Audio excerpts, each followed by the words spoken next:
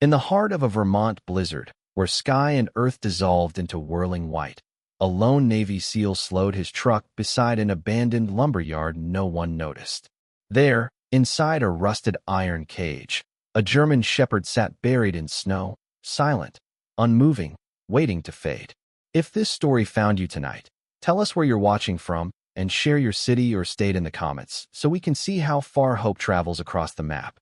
Early winter had settled over Maple Ridge, Vermont, with a patient, unrelenting cold, the kind that did not rage so much as endure, pressing its weight into rooftops, fence posts, and bone alike, until the small mountain town felt carved from ice and silence.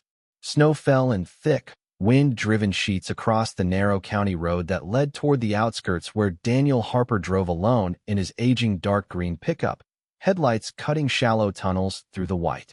Daniel was 45, broad-shouldered and powerfully built from years in the Navy SEALs, his frame still disciplined and upright despite the stiffness that winter always drew from old injuries. A thin scar traced from the corner of his right eyebrow down toward his cheekbone, a pale reminder of a deployment that had ended with shrapnel and a folded flag handed to someone else. His hair, once dark brown, was now threaded with gray at the temples, cut short, more from habit than regulation, and his jaw carried a permanent tension that strangers often mistook for severity, when in truth it was restraint. Since leaving active duty and losing his wife Sarah to a sudden illness 3 winters ago, Daniel had grown quieter, more deliberate. His kindness expressed not in words, but in action, in the way he fixed a neighbor's fence without being asked, or left groceries on a porch during storms. The road ahead narrowed as it passed an abandoned lumberyard at the edge of town, a stretch most drivers avoided, even in good weather, because the wind cut harder there across the open lot.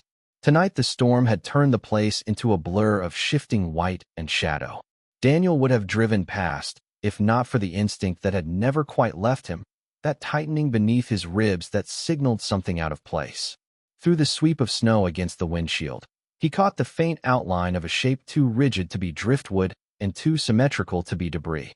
He eased off the accelerator, the truck tires crunching over ice, and let the engine idle as he leaned forward slightly, eyes narrowing, scanning the margins the way he had been trained to do. At first it looked like scrap metal half buried, but then the wind shifted and the headlights struck iron bars. A cage, large, industrial, the kind used for transport. It sat in the middle of the open lot, as if dropped there and forgotten. Snow piling along its base, frosting each bar in white. Daniel's pulse slowed rather than quickened, an old habit of control, and he reached for his coat before stepping out into the storm. The cold hit him immediately, slicing through denim and wool, stealing breath from his lungs as snow needled his face. He moved carefully across the lot, boots sinking deep, each step deliberate, his posture steady and non-threatening, though no human figure stood nearby. As he drew closer, the shape inside the cage resolved into a dog, a German shepherd, full-grown, sitting upright in unnatural stillness. The animal's coat, once a rich sable mix of black and tan, was stiff with ice. Snow crusted along his back and ears, clinging to his whiskers. He looked to be around 6 or 7 years old, his muzzle just beginning to pale with age, his build strong beneath the visible thinness that spoke of missed meals. A heavy chain ran from a thick leather collar around his neck to the back of the cage, and the collar sat too tight against skin rubbed raw. The dog did not bark as Daniel approached. He did not growl. He did not even turn his head toward the sound of boots crunching through snow. His dark eyes remained fixed on the far end of the lot, as if waiting for something that had long since failed to return. Daniel stopped a few feet away, breath fogging between them, and crouched slowly, lowering himself to the dog's level. He snapped his fingers once near his thigh out of reflex, then immediately felt the futility of the gesture when there was no reaction, no flicker of ear or muscle. A quiet understanding began to form, heavy and unwelcome. "Hey, buddy," Daniel said, though the wind swallowed most of the words. The dog's gaze did not shift.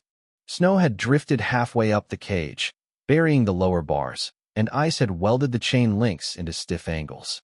Daniel reached out cautiously and laid a gloved hand against the dog's shoulder. The fur was shockingly cold, and beneath it, The body felt lighter than it should have for a working breed. The shepherd did not pull away. He did not lean in. He simply endured. Something inside Daniel tightened. Not anger yet, but recognition. The look of a soldier who had been told to hold position and had obeyed long after the order stopped making sense. Wind roared across the open yard, rattling loose tin against the abandoned warehouse, and still the dog did not startle. Daniel followed the chain with numb fingers and found the padlock crusted in ice. He stood, braced one boot against the cage, and pulled a small bolt cutter from the truck toolkit he kept behind the seat out of habit. As he worked the jaws around the frozen metal, he thought briefly of Sarah, of the way she used to scold him gently for always expecting emergencies, and of the quiet house waiting for him at the end of the road, too silent since she was gone. The lock snapped with a sharp crack that echoed across the lot. The dog did not flinch. That confirmed it. Daniel opened the cage door slowly. It groaned on its hinges, pushing against packed snow. For a heartbeat, the shepherd remained seated, posture rigid. Then his body swayed, strength unraveling as if the thin thread holding him upright had finally given way. Daniel lunged forward just in time to catch him as he collapsed sideways into the snow, the chain clinking weakly. Up close, he could see the shallow rhythm of breath, faint but present. And when he pressed his bare hand briefly against the dog's ribs, he felt a stubborn, fluttering heartbeat beneath chilled muscle. "You're freezing," Daniel murmured, voice low, steady, the tone he had once used to calm frightened recruits. He slid his arms beneath the dog's chest and hindquarters and lifted. The shepherd's head lolled for a moment, then instinctively pressed against the warmth of Daniel's coat, nose burrowing weakly as if guided by something deeper than sound. Snow whipped around them, erasing footprints almost as soon as they formed, but Daniel no longer noticed the storm. He carried the dog toward the truck with careful, measured strides, aware of the fragile weight in his arms, and the decision already settling in his chest like a vow. At the edge of the lot, he paused only long enough to kick the broken chain aside, then looked down at the motionless shepherd, whose eyes, though dulled by cold, had shifted slightly to follow the movement of his face. "I've got you," Daniel whispered, and this time the words were not swallowed by the wind. The storm did not ease as Daniel Harper drove away from the abandoned lumberyard. If anything, the wind pressed harder against the truck, rocking it subtly, as though reluctant to release what it had almost claimed. The German shepherd lay stretched across the back seat on a wool blanket Daniel kept for emergencies, his body still rigid from cold, breath shallow, but more consistent now that the heater roared through the cab. Snow melted slowly from the dog's coat, dampening the fabric beneath him, revealing the strong structure of his frame despite visible thinness along the ribs. In the rearview mirror, Daniel watched for any shift in awareness. The dog's eyes were open, dark, and observant, but unfocused in the way of someone conserving strength. At the next intersection, out of habit more than necessity, Daniel tapped the horn lightly, a short, sharp blast that echoed off the snowbanks and into the empty night. The dog did not stir. No tightening of muscle, no flick of ear. Daniel felt the final thread of doubt snap. It was not shock alone. It was silence. He reached one hand back carefully, letting it enter the dog's line of sight before resting it against his shoulder. The shepherd's gaze tracked the movement instantly, locking onto Daniel's fingers with precise attention. Not sound, motion. That confirmed it. "All right," Daniel murmured quietly, more to himself than to the dog. "We'll do this your way." The clinic in Maple Ridge sat on the far end of town near the Old Mill River, its modest brick exterior half obscured by drifting snow. Inside, warm yellow light spilled through frosted windows. Daniel carried the dog through the front door without waiting to be buzzed in. A small bell above the frame jingled loudly as it struck the metal hinge. The shepherd did not react. Behind the reception desk stood Dr. Rachel Monroe, a woman in her early 40s, with chestnut hair pulled into a low bun, streaked with premature silver at the temples. She was tall and narrow-shouldered, with intelligent gray eyes that missed little, and a calm demeanor shaped by years of tending to both animals and anxious owners. Rachel had once worked near a large military base in Virginia before moving to Vermont for what she had thought would be quieter days. The habit of steady composure under pressure had never left her. When she saw Daniel enter carrying a full-grown shepherd crusted with ice, her expression shifted instantly from routine to urgent focus. "Exam room 2, she said without hesitation, already moving to clear space. Daniel laid the dog gently onto the padded table. Up close, under bright light, the damage was clearer. Frostbite threatened the tips of his ears. The collar around his neck was thick military-grade leather, worn smooth and darkened with age. Rachel snapped her fingers sharply near the dog's head while watching closely. "Nothing." She raised her voice. "Hey there." The dog's eyes remained fixed on Daniel's hands. Rachel shifted tactics, waving her hand slowly across his field of vision before touching him. The eyes followed instantly. She glanced at Daniel, understanding passing silently between them. "He can't hear," she said evenly. Daniel nodded once. "I figured." A veterinary technician entered briskly from the hallway. Her name was Lily Chun, 27 years old, slight and quick-moving, with straight black hair cut just below her chin and warm brown eyes that often softened before she meant them to. Lily had grown up in Boston in a family of engineers, but chose veterinary medicine because she believed care was more important than efficiency. She set down warmed for fluids and began preparing lines without being told twice. Rachel worked methodically, fingers pressing along the shepherd's spine, checking joints, examining gums pale from cold. "Severe hypothermia," she said. "Malnourished, dehydrated, but he's fighting." Daniel stood near the table, shoulders squared but still, making sure his presence remained within the dog's sight line. When Rachel adjusted the collar to inspect beneath it, she paused. "This isn't a pet store collar," she murmured. She parted the fur at the base of the neck and revealed faint scar tissue along the skull and behind the ears. "Repeated exposure trauma," she said. "Explosive concussions would do this. The inner ear doesn't recover from that kind of damage." Daniel's jaw tightened. He knew that pattern. He had seen it in men. Lily returned with a handheld microchip scanner and passed it along the dog's shoulders. A faint beep confirmed a chip was present. Rachel frowned slightly. "Older registration," she said. "Let's see what we get." As Lily moved to the computer, Rachel continued her examination, her voice steady and clinical, but not detached. "He's about 6, maybe 7. Strong bone structure, good muscle memory. Despite weight loss, this dog worked." Daniel felt something shift beneath his ribs. Not yet anger, but recognition. The computer screen illuminated Lily's face as she scanned through partial records. "There's data," she said slowly. "Department of Defense contractor. Military working dog designation. Injury report filed 3 years ago. Hearing loss documented." She hesitated. "Status inactive." The words seemed to hang in the room like frost. Daniel exhaled once through his nose. "Not retired?" Rachel shook her head. "No transfer documentation, no adoption file." She removed her gloves carefully, folding them as she considered the implication. Inactive usually means removed from active service without formal placement. Daniel understood administrative language well enough to know what that meant. Somewhere along a chain of responsibility, someone had decided the dog was no longer useful. And when something stops being useful, paperwork slows, transfers stall, budgets shift, lives become footnotes. Across town, in the small white clapboard church that had stood since 1893, Margaret Whitmore knelt in the third pew from the front. 72 years old, Margaret carried herself with the upright dignity of someone who had endured loss without allowing it to harden her. Her silver hair was always pinned neatly at the nape of her neck, and her pale blue eyes held a softness that came not from fragility, but from deliberate kindness. She had lost her husband, Thomas, to cancer 15 years earlier, and her son Michael to complications after military service. Those losses had not erased her faith, but deepened it into something quiet and steady. That night, she prayed not only for her granddaughter Emily, who had retreated into silence after her father's death overseas, but also for whoever is alone in this storm tonight. When her phone vibrated beside her purse, she hesitated before answering.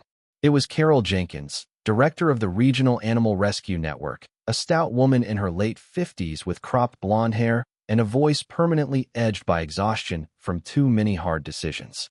"We're at capacity," Carol said apologetically. "Another call about a shepherd, but we can't take him." Margaret closed her eyes briefly.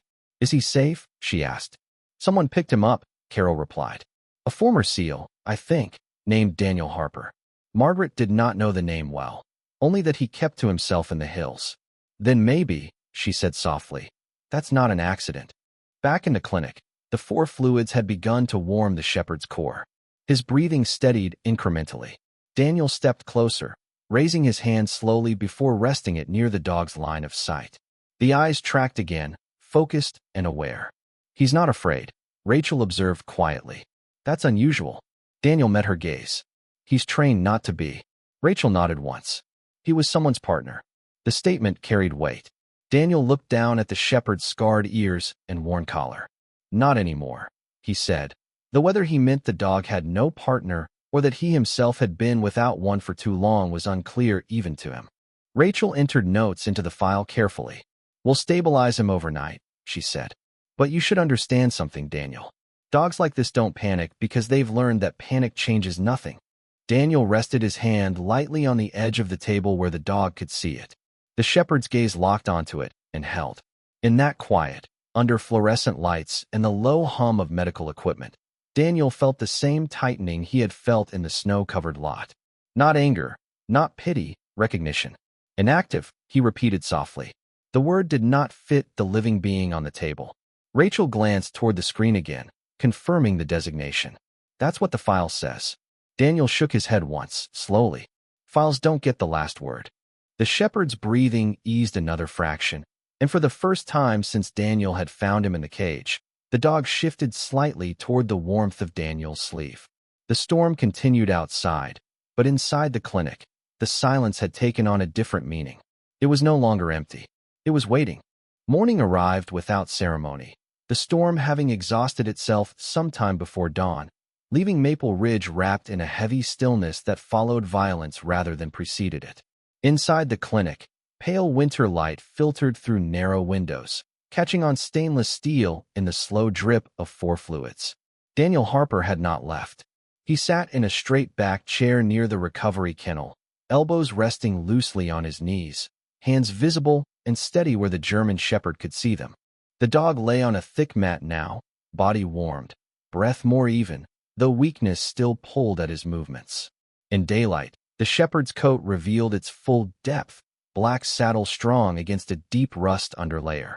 The colors muted by recent neglect, but unmistakably proud.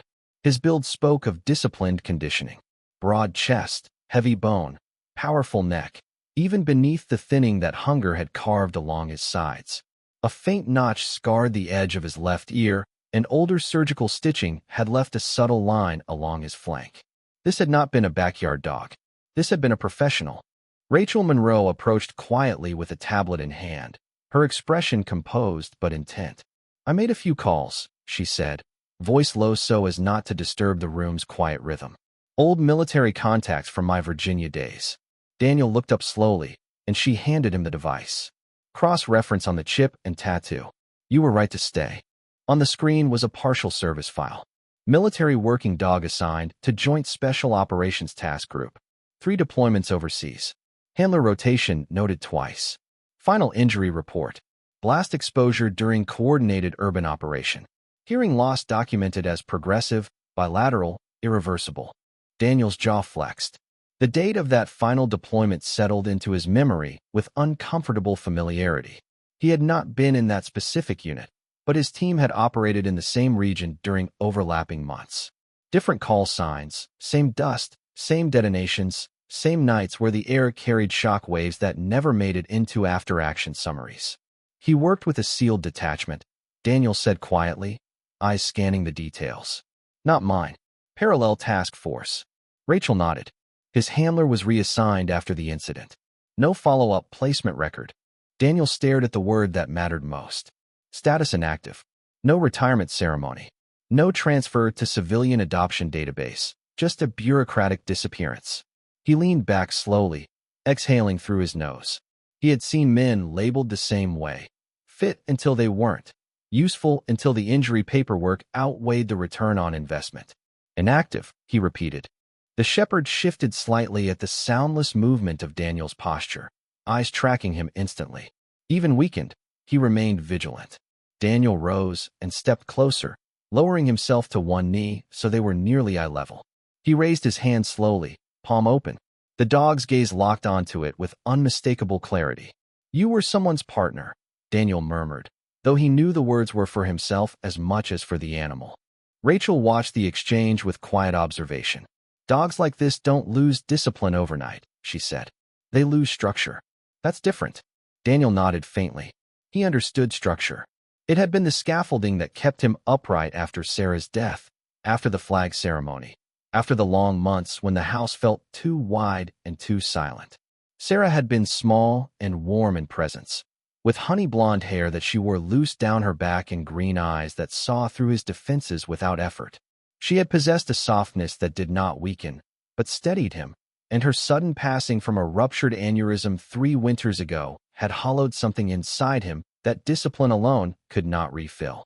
He had survived by narrowing his world. Work, repairs, quiet routines. Now kneeling beside a discarded working dog, he felt something familiar, an old current of responsibility that had once defined him. Across town, Margaret Whitmore stood at her kitchen window, watching snow slide from the branches of the maple tree her husband had planted 40 years earlier.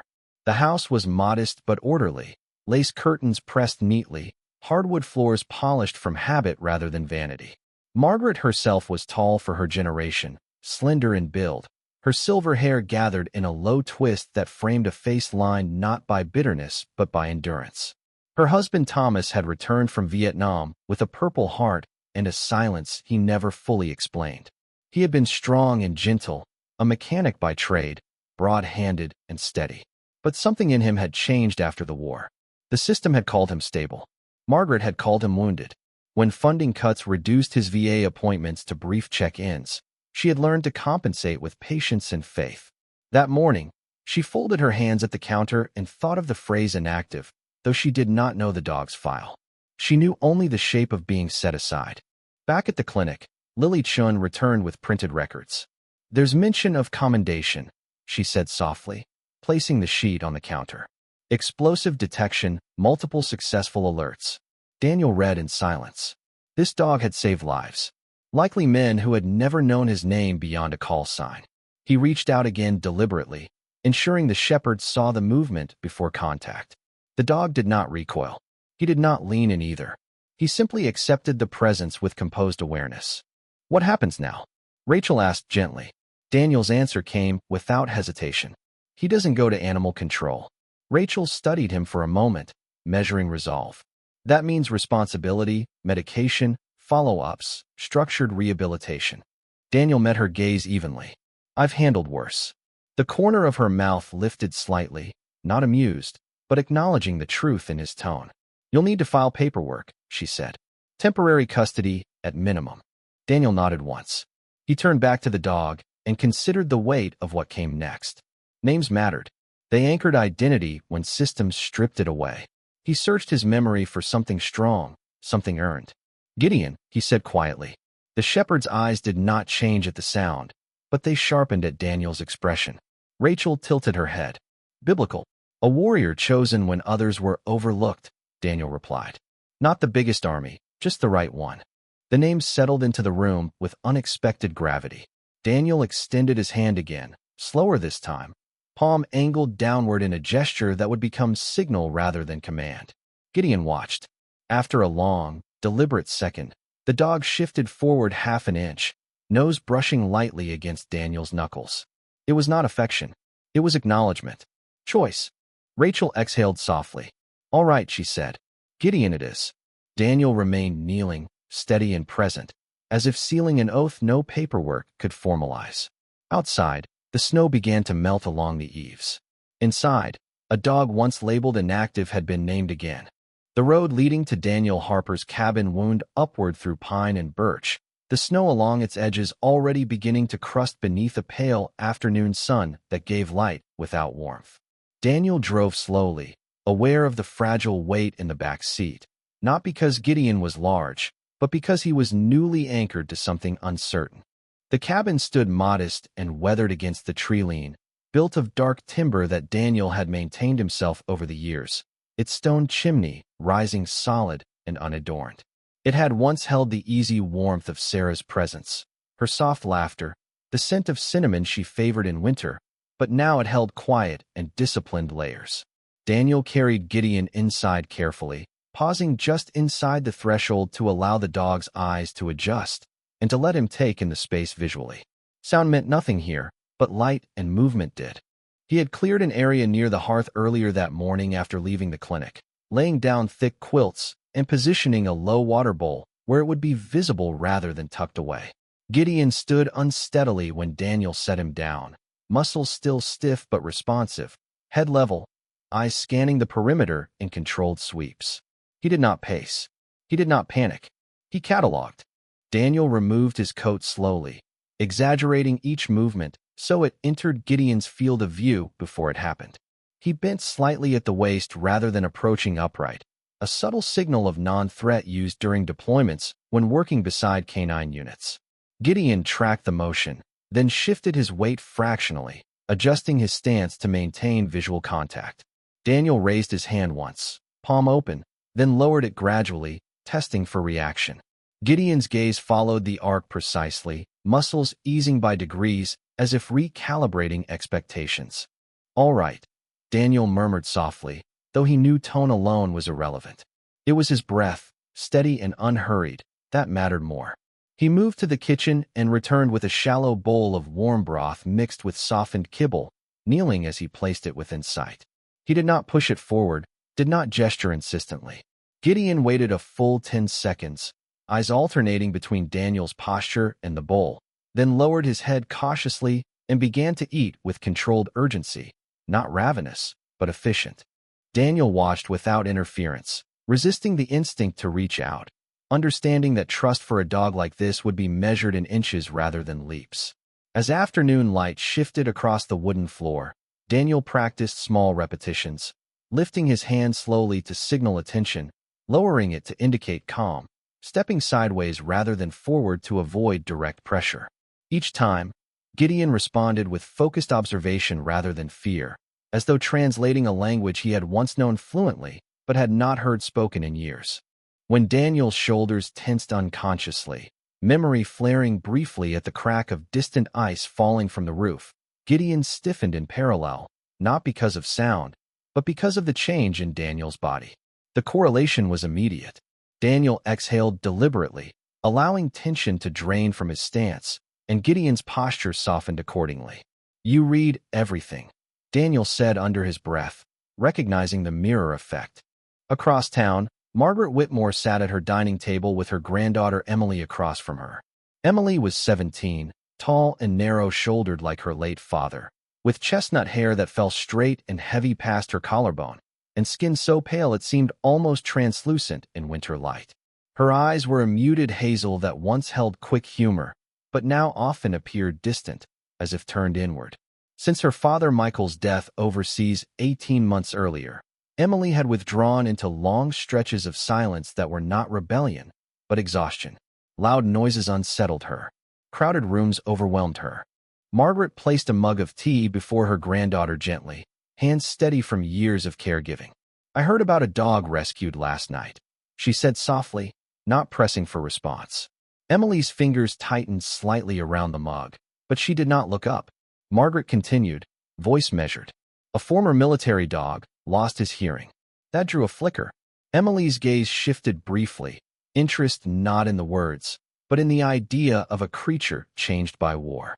Margaret noted it without comment, choosing patience over urgency, the same patience she had once offered Thomas when his silences felt impenetrable. Back at the cabin, evening descended gradually, the sky turning from pale steel to indigo. Daniel lit a small lamp rather than the overhead fixtures, mindful of sudden brightness. He sat on the floor several feet from Gideon, back against the couch, forearms resting loosely on his knees. He did not stare directly, but remained within peripheral vision. Gideon lay sphinx-like on the quilt, head upright, eyes fixed on Daniel's breathing rather than his face. Minutes passed in shared stillness. Daniel raised his hand again slowly, palm outward. Gideon's gaze sharpened. Daniel closed his fingers gently into a fist and held it. He waited. Gideon hesitated, weight shifting suddenly from one forepaw to the other, then took a single cautious step forward. Daniel did not reward immediately. He did not reach. He simply held the signal steady, breathing even. Gideon took another step, then stopped, assessing. The distance between them closed by less than a foot, but the choice was unmistakable. Daniel lowered his hand gradually and inclined his head in acknowledgement. "Good," he whispered, though the word was secondary to expression. Later, when the fire in the hearth settled into low embers and the cabin cooled slightly, Daniel rose carefully to add another log. He ensured the motion entered Gideon's sight line before stepping away. When he returned to sit, he positioned himself slightly closer than before, shortening the gap by design, but without demand. Gideon watched, ears angled not for sound, but for orientation, then slowly lowered himself until his chest touched the quilt fully. After a long interval in which neither moved, Gideon shifted again, this time not away, but toward, closing the remaining space in 2 measured steps. He stopped within arm's reach, eyes searching Daniel's face as if evaluating intent one final time. Daniel kept his posture neutral, shoulders relaxed, hands open on the floor. Gideon lowered his head and rested it lightly against Daniel's boot. The contact was tentative at first, then firmer, as though confirming warmth and stability. Daniel felt the weight settle, not heavy, but deliberate. Something inside him, long braced against emptiness, eased fractionally. He placed his hand slowly near Gideon's cheek, ensuring visibility before touch, and allowed his fingers to rest gently against the thick fur. "You're not useless," he said quietly, voice low and steady. "Not to me." Gideon's breathing deepened, synchronized gradually with Daniel's own, and for the first time since the storm, neither of them appeared to be waiting for something that wasn't coming.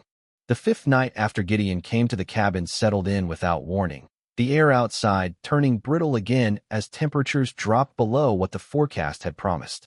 Frost crept along the lower edges of the windows like a quiet return of something unfinished.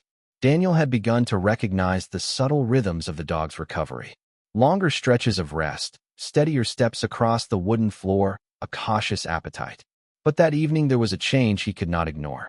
Gideon's movements were slower, not in discipline, but in fatigue, his breathing slightly uneven beneath the steady rise and fall Daniel had come to monitor unconsciously. Daniel knelt beside him near the hearth, raising his hand into view before touching the thick fur along Gideon's chest. The warmth there was wrong, sharper than it should have been, radiating through his palm with a heat that did not belong to a healing body.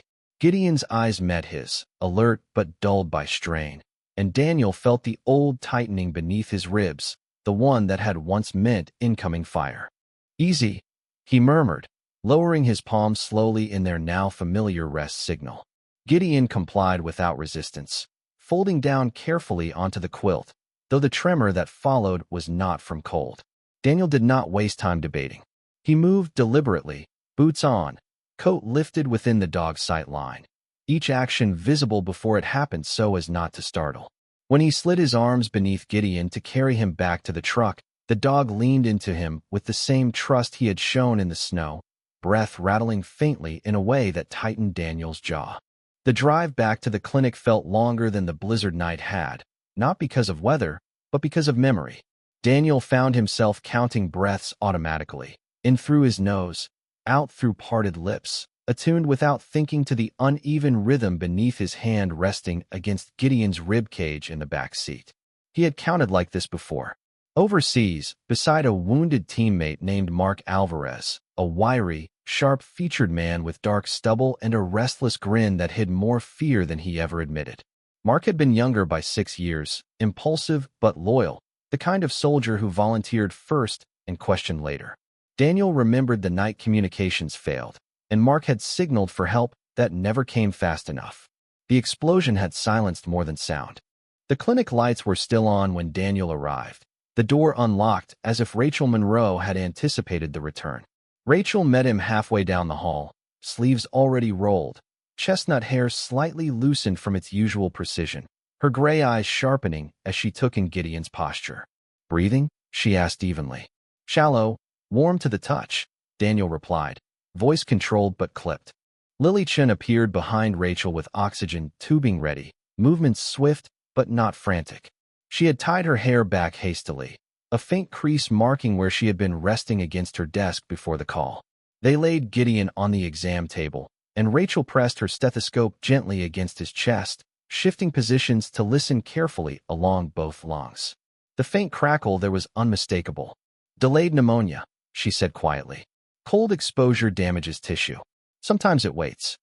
Daniel stood close enough that Gideon could see him, hand lifted into view before settling against the dog's chest once more.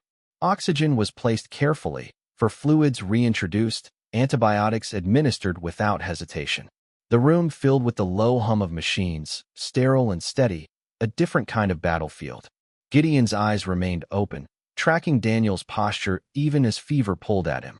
"He's fighting," Lily murmured softly, almost to herself, adjusting the line with gentle hands. Her empathy, always close to the surface, revealed itself in the way she avoided abrupt movements. Rachel glanced at Daniel briefly. "He'll need the night." Daniel nodded once. "I'm not leaving." Hours passed, measured not by clocks, but by breaths. Daniel chose the floor rather than the chair, back against the wall, legs bent, hand resting lightly on Gideon's chest where the dog could see it before feeling it. He counted again, instinct overriding fatigue, matching his own breathing to Gideon's as if lending rhythm could lend strength. Each uneven inhale carried memory with it, fragments of desert air and dust and radio static, but Daniel did not allow himself to drift there fully. He kept his focus anchored to the present weight beneath his palm. Across town, Margaret Whitmore entered the small church once more, her steps echoing softly against the wooden pews. The building was empty, lit only by 2 dim lamps near the altar. She wore a heavy wool coat over her simple navy dress, silver hair pinned carefully as always, posture upright despite the late hour. She knelt slowly, joints protesting but steady, and folded her hands. "For whoever is fighting tonight," she whispered into the quiet, her voice thin but unwavering. She did not know the details, only that something fragile had been rescued from the storm and might now be struggling again. Her faith was not loud. It had been tempered by loss, by Thomas's quiet battles after Vietnam, by Michael's folded flag, but it endured in small acts of prayer that asked not for spectacle, but for mercy. Back in the clinic, Gideon's fever spiked once, sharply enough that Daniel felt it before the monitor reflected it. He leaned closer, raising his hand deliberately so Gideon's eyes would not search in confusion. "I'm here," he said, though he knew the meaning would be read in breath and presence rather than sound. Rachel rechecked vitals methodically, her face composed, though fatigue shadowed her features. "He's holding," she said after a long pause. "Barely, but he is." Daniel did not relax. He had learned that holding was not the same as safe. He continued counting, thumb brushing lightly against thick fur in steady intervals. Near midnight, the tremors eased incrementally, the crackle in Gideon's lungs softened by degrees under medication and oxygen.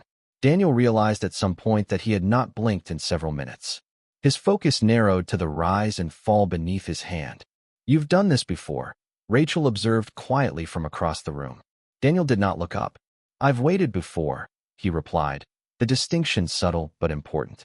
Rachel nodded, understanding more than the words offered. Just before dawn, the first gray hint of morning filtered through the narrow window. Gideon's breathing lengthened, less strained, more consistent. Daniel felt the shift immediately, like a tide receding from rock. He lifted his hand slightly into view and made the slow rest signal they had practiced. Gideon's eyes followed, and after a brief hesitation, his body eased fractionally beneath Daniel's palm. Rachel approached once more with her stethoscope, listened carefully, then straightened with a measured exhale. "He's past the worst," she said quietly.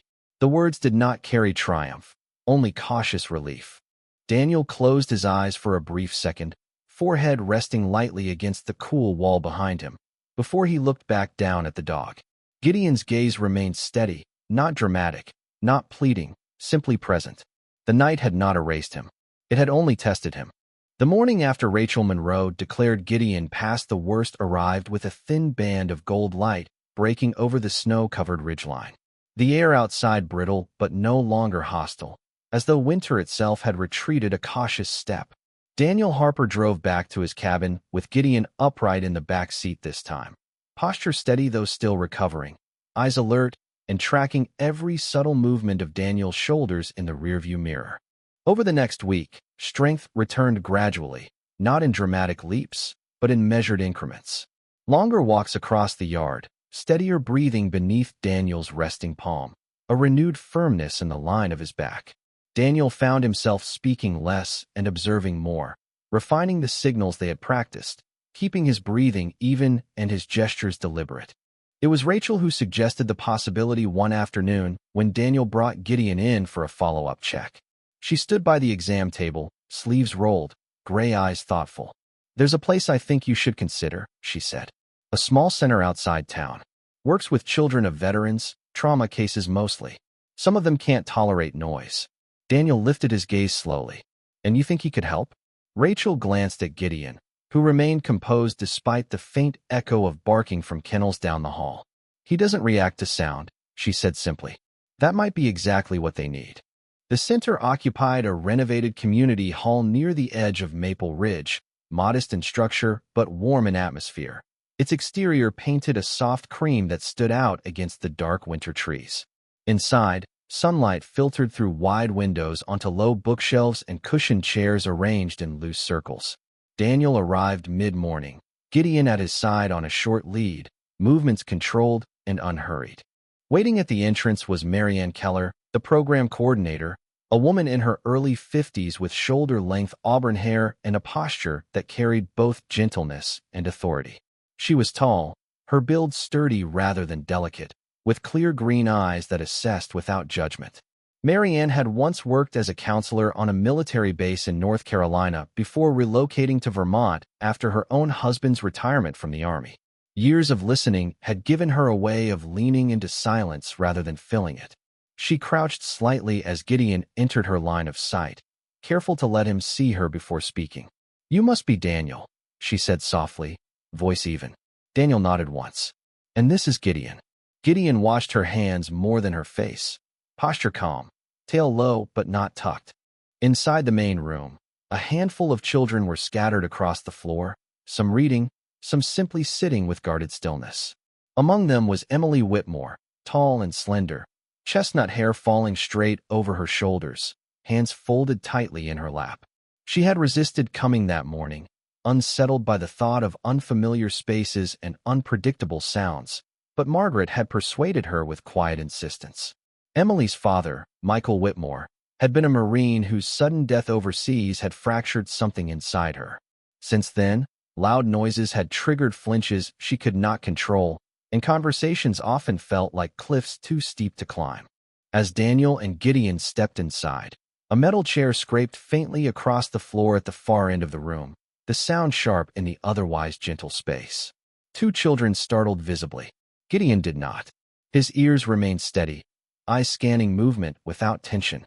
Daniel felt the shift in the room before he saw it. Children accustomed to scanning for threat paused, their attention drawn not to noise, but to the dog who ignored it entirely. Marian noticed, too. "He's different," she murmured quietly. Daniel kept his posture neutral, raising his hand slowly in the calm signal. Gideon acknowledged it with a brief glance and settled into a sit near Daniel's knee. Emily's gaze had lifted from the floor, fixed now on Gideon. There was no fear in her expression, only recognition, as if she saw in him a reflection of something altered but unbroken. Daniel loosened the lead slightly, not as permission, but as invitation. Gideon remained seated, waiting. Marian stepped back, allowing the space to unfold without pressure. Minutes passed. The room breathed collectively, the way rooms sometimes do when something fragile is happening. Emily's fingers uncurled slightly from their tight fold. She shifted forward on her knees, closing the distance by a foot. Gideon adjusted his posture subtly, angling his body smaller, less imposing, his head level and eyes steady. Daniel resisted the urge to guide, understanding that this moment belonged to neither command nor correction. Emily lifted her hand slowly, mirroring the motion she had seen Daniel use, palm open and tentative. Gideon's gaze followed the arc of her movement with unwavering focus. He did not rush forward. He did not retreat. After a long breath, he stood, took 2 measured steps toward her, and lowered himself deliberately to the floor in front of her, chest resting against the polished wood, head angled slightly upward so she could see his eyes clearly. The absence of reaction to the distant hum of traffic outside, to the faint echo of another chair shifting, created a pocket of quiet around them. Emily hesitated, then extended her fingers until they hovered an inch above Gideon's fur. Gideon remained motionless, breath steady.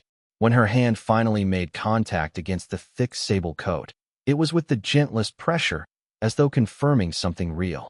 Daniel felt a tightening in his chest that had nothing to do with fear this time. Marianne exhaled softly near the doorway, her gaze warm but restrained. Emily did not speak. She did not need to. She kept her hand there, feeling the steady rise and fall beneath it.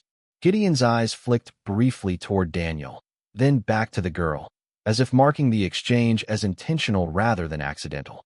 In that stillness, a new kind of mission revealed itself, not one of detection or command, but of presence. The second visit to the center unfolded with less hesitation than the first. Winter sun slipped through the tall windows in pale ribbons that stretched across the wooden floor, where children gathered in small, careful clusters. Daniel Harper entered without ceremony, Gideon moving beside him with controlled steadiness. No leash tension required, only a brief lift of Daniel's hand to signal orientation before they crossed the threshold. Gideon's coat had regained its sheen in the days since his fever broke. The black saddle glossy again against the burnished tan along his legs, his build filling out with renewed strength, though faint scars still traced the story of a harder past. He scanned the room, not for threat, but for posture, for breath, for the minute shifts that revealed comfort or unease. Across the room, Emily Whitmore sat near the far wall, where she could see the entrance clearly. Her posture remained guarded, shoulders slightly drawn inward, but her eyes tracked Gideon the moment he stepped inside. She had dressed that morning in a simple gray sweater and jeans, chestnut hair loose, the faintest color returning to her face that had long been washed pale by quiet grief. Margaret Whitmore stood near the doorway, hands folded in front of her, tall and composed in a navy wool coat, silver hair pinned neatly as always. She had insisted on observing rather than intervening, her blue eyes attentive but restrained. A woman who had learned that healing required space more than advice. Marianne Keller approached Daniel with a small nod, her auburn hair catching light at the edges, her manner steady as ever. She asked if he was coming back, she said softly, inclining her head toward Emily without drawing attention. Daniel absorbed that without outward reaction, only a slight softening at the corner of his eyes. He guided Gideon a few steps into the open space, and then stepped back deliberately, lowering himself into a chair near the wall to remove himself as the focal point. Gideon remained standing, ears angled forward, not for sound but for orientation, tail neutral, waiting. A sudden burst of laughter from a boy across the room echoed sharply, bouncing off the high ceiling. 2 children flinched instinctively. Gideon did not. His gaze remained level, breath steady. Emily noticed that immediately. Slowly, she shifted forward from her place near the wall, knees brushing the floor as she crossed the space with careful steps. Gideon turned his head slightly, acknowledging her approach without advancing. The absence of urgency created a quiet corridor between them. When Emily stopped within arm's reach, she did not lift her hand at once. She studied him first, his scarred ear, the subtle rise and fall of his chest, the steadiness in his eyes. Daniel watched without moving, understanding that this moment belonged to her choice. Emily extended her hand gradually, palm open, and Gideon lowered himself without instruction, front legs folding neatly beneath him, body angled in a posture smaller than his natural height, making himself accessible without imposing.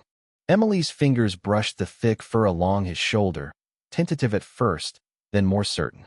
She slid her hand slowly down until it rested against his chest, directly over the place where heartbeat could be felt beneath muscle and bone. The rhythm was firm, measured, alive. Gideon did not shift away. He remained as he had in the snow, as he had in the clinic, present, enduring, deliberate. Emily's breathing began to unconsciously align with the cadence beneath her palm. Each inhale matched to the rise, each exhale softened by the fall. Around them, The room continued in muted activity, pages turning, soft voices, but the sound seemed distant, irrelevant. Margaret's composure faltered for a fraction of a second at the doorway.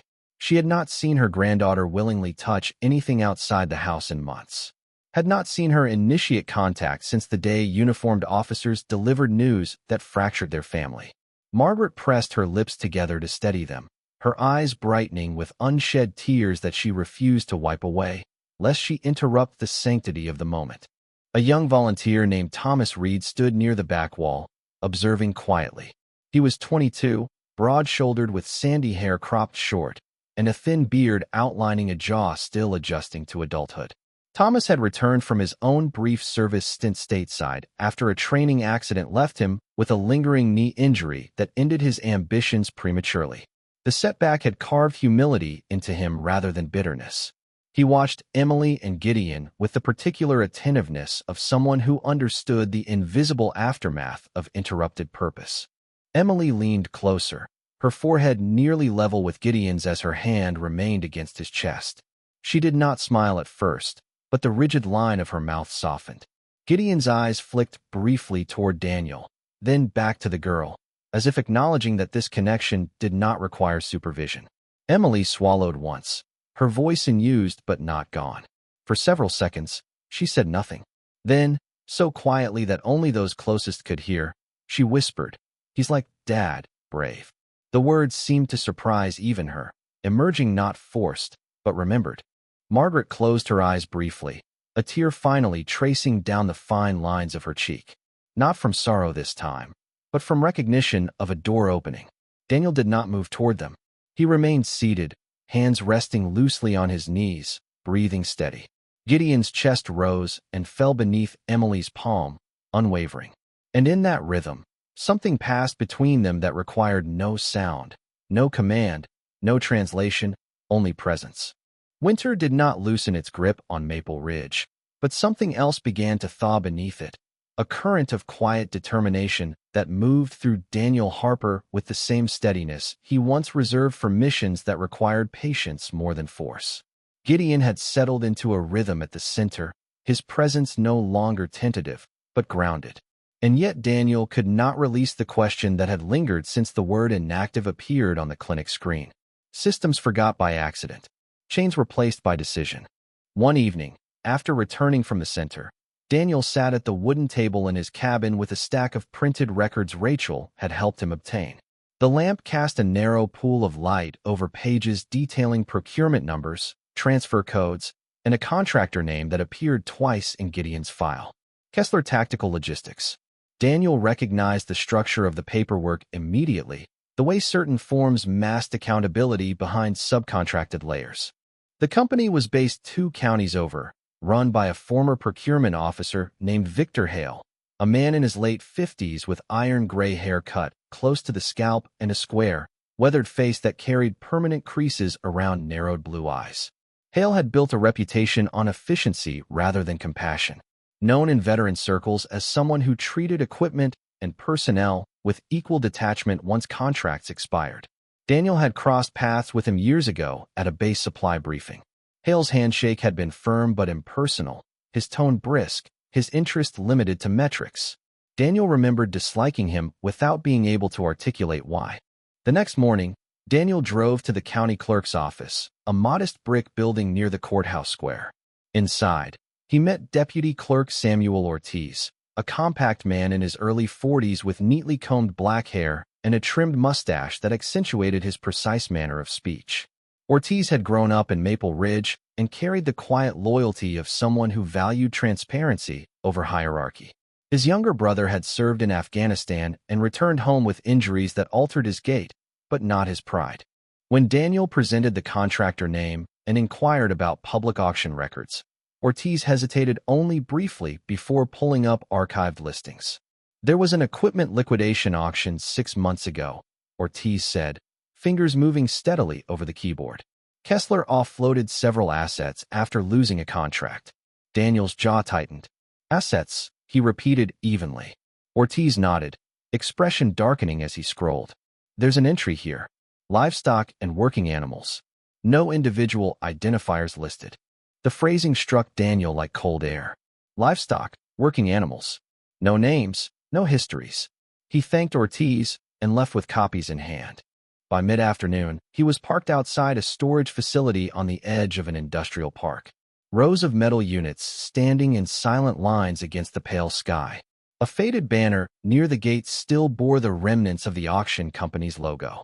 Daniel stepped out of the truck with the same measured posture he had carried into uncertain territory years before, movements controlled, shoulders relaxed, but ready.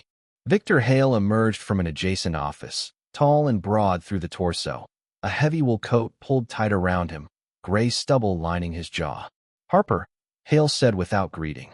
Recognition immediate. "Didn't expect to see you." Daniel held his gaze. "I'm not here socially." Hale's lips pressed thin. If this is about that dog, he was unserviceable.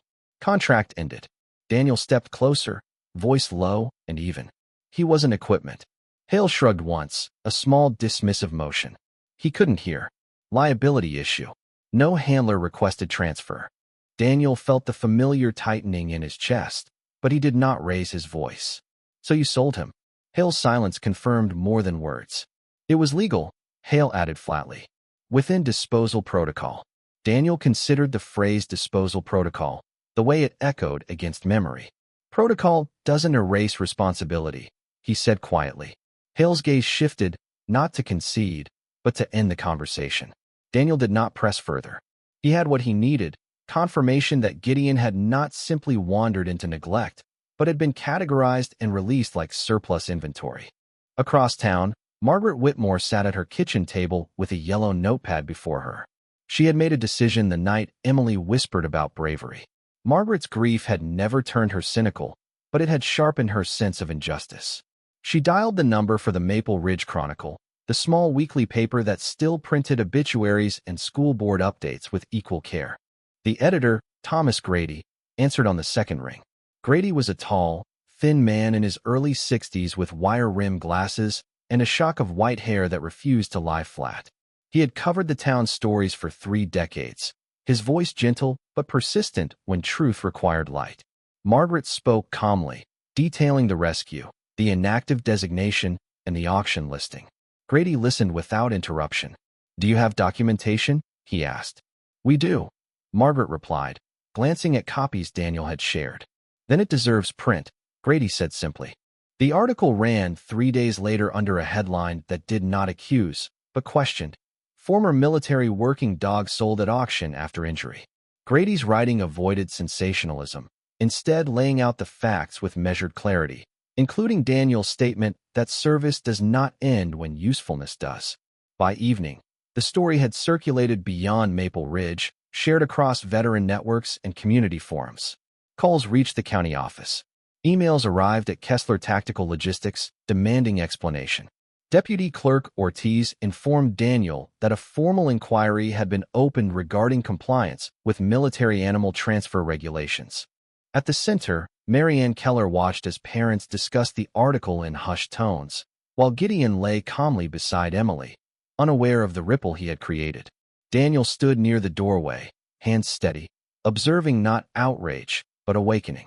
The contractor who had once categorized Gideon as inactive now found himself under investigation.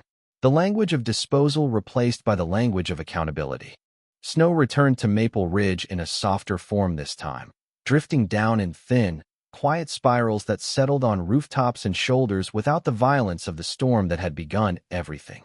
Daniel Harper stood at the county clerk's counter with Gideon seated at his side, posture upright and steady, eyes alert but relaxed, as Deputy Clerk Samuel Ortiz slid the final set of papers across the polished surface. The formal adoption had taken weeks, background verifications, veterinary certifications from Rachel Monroe confirming Gideon's stabilized condition, and a transfer acknowledgement from the Department of Defense unit that had quietly amended the dog's status from inactive to retired at Daniel's insistence. Ortiz signed the last page with a deliberate flourish, dark mustache twitching slightly as he offered a rare smile. "He's officially yours," he said, though the phrasing felt almost inadequate for what had already been decided long before ink met paper. Daniel nodded once, his expression composed, but his jaw set with something deeper than routine satisfaction. Gideon shifted slightly as Daniel lowered his hand into view, palm steady. The dog's gaze tracked the motion as always, his response no longer tentative, but assured. The collar around Gideon's neck, the old military leather scarred and stiff from years of service, remained in place for now, a remnant Daniel had not yet been ready to remove. Outside, the town square carried a different energy than it had weeks earlier. The Maple Ridge Chronicle had continued coverage of the contractor investigation, and Victor Hale's name had appeared again in print beneath the word inquiry. The legal process moved slowly, as such processes often did, but the community had shifted. Conversations about service animals, retirement protocols, and forgotten veterans now threaded through local diners and church gatherings.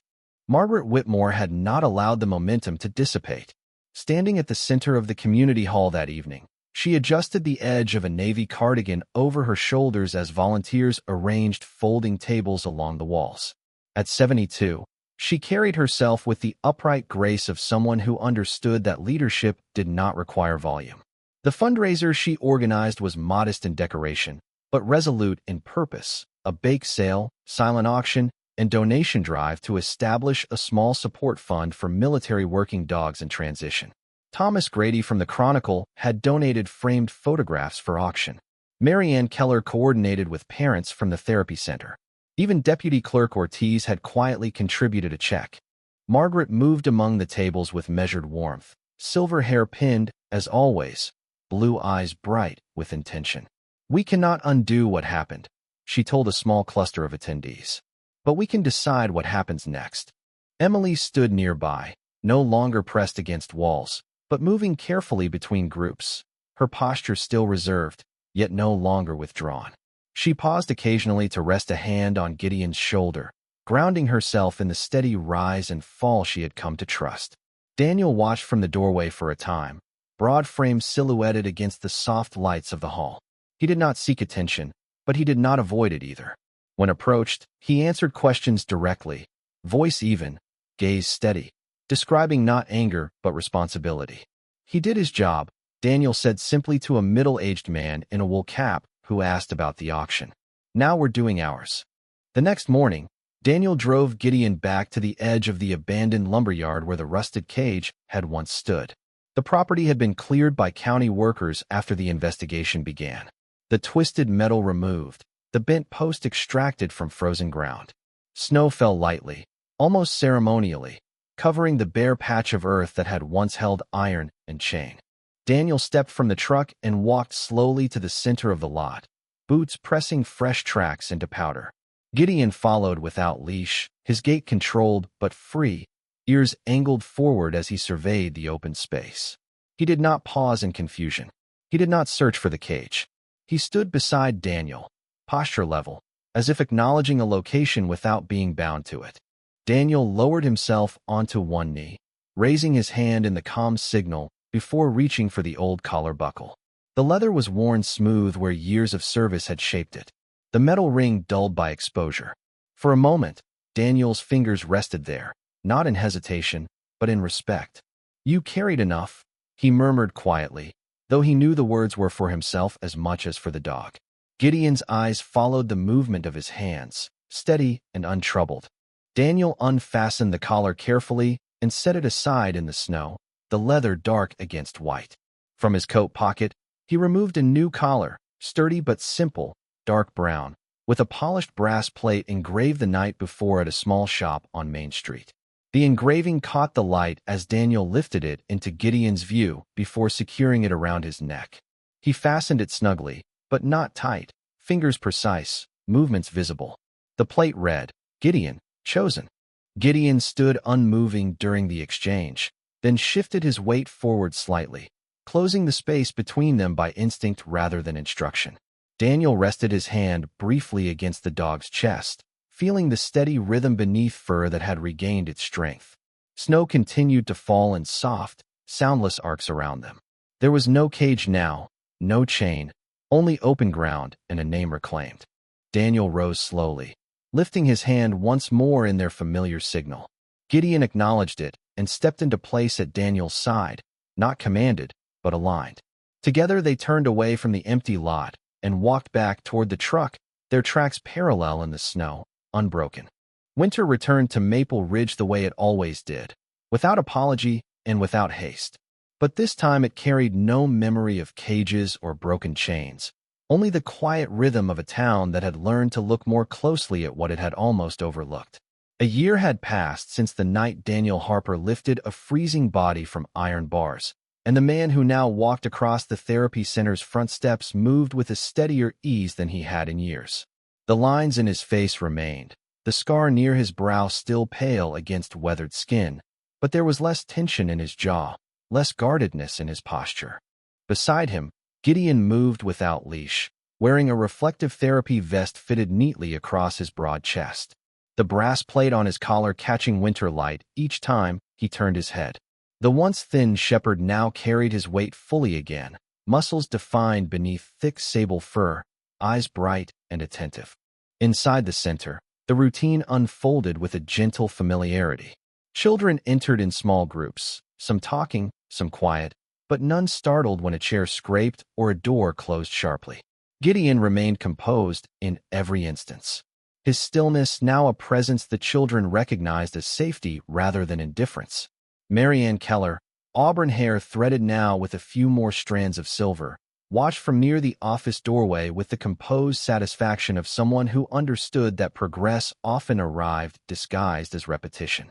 "He's officially certified as of last week," she said to Daniel, holding up a folder stamped with the insignia of the Regional Therapy Animal Board. Not that he needed the paperwork to be real. Daniel nodded once, accepting the folder without ceremony. "He's earned it," he said simply. Across the room, Emily Whitmore knelt beside Gideon, her posture no longer hesitant, but grounded. At 18 now, she carried herself taller, her shoulders no longer curved inward, her hazel eyes clear rather than distant. Her chestnut hair was tied loosely back, revealing a face that had grown more assured over the year. She had begun speaking in full sentences again months earlier, first to Margaret, then cautiously to Marianne, and eventually to the small circle of children who gathered near Gideon each week. Today she held a brochure from a state university, the word psychology printed boldly across the top. "I start in the fall," she said, voice steady, looking first at Margaret, who stood near the wall in her navy coat, silver hair still pinned with practiced precision, and then at Daniel. Margaret's eyes glistened, but her smile did not tremble. She had watched this slow unfolding with the patience of someone who believed that seeds planted in winter could bloom in unlikely seasons. "You'll do good," Daniel replied evenly, meeting Emily's gaze without overstatement. Emily rested her hand briefly against Gideon's chest, feeling the firm, steady rhythm beneath fur that had once been stiff with ice. "He taught me," she said quietly, not as confession, but as fact. In the weeks following the fundraiser, the support fund Margaret established had grown beyond expectation. Small donations from across the state trickled in, accompanied by handwritten notes from families who had read about Gideon and recognized something of their own stories in his. The inquiry into Kessler Tactical Logistics concluded with formal reprimands and revised transfer protocols, changes that did not undo the past, but redirected the future. Deputy Clerk Samuel Ortiz often stopped by the center on his lunch break now, compact frame framed by the doorway, mustache lifting in a rare grin when he saw Gideon at work. "Never thought paperwork would feel like progress," he once said quietly to Daniel, who answered with a nod rather than words. On a Sunday morning thick with gently falling snow, Daniel entered the small church near the town square for the first time in years. The wooden pews held a familiar scent of polished oak and old hymnals. Stained glass filtered winter light into muted colors along the aisle. Margaret sat near the front, hands folded in her lap, posture upright as always. When she turned and saw Daniel and Gideon step inside, followed by Emily carrying her university packet, her smile deepened into something almost luminous. Gideon walked calmly down the aisle, ignoring the faint echo of footsteps, his attention attuned instead to the slow, even breathing of those around him. Daniel removed his hat and slid into the pew beside Margaret, offering a brief nod that conveyed gratitude without spectacle. The sermon that morning spoke of second chances, of seeds buried in frost that still found light, and Daniel listened without resistance. He did not consider himself a man prone to overt declarations of faith, but he recognized grace when it appeared quietly, disguised as obligation fulfilled.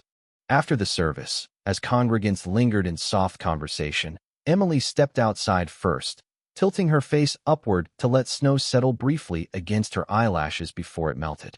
Gideon followed, bounding a few steps ahead into the open yard where the snow lay untouched.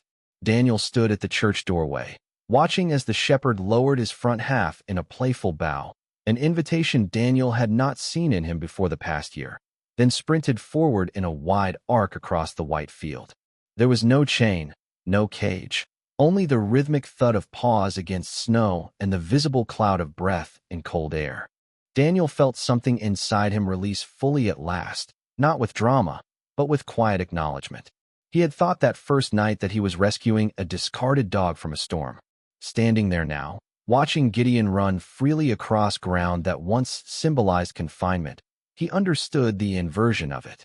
Gideon had pulled him back into rooms he had avoided, into conversations he had closed, into a community he had kept at arm's length.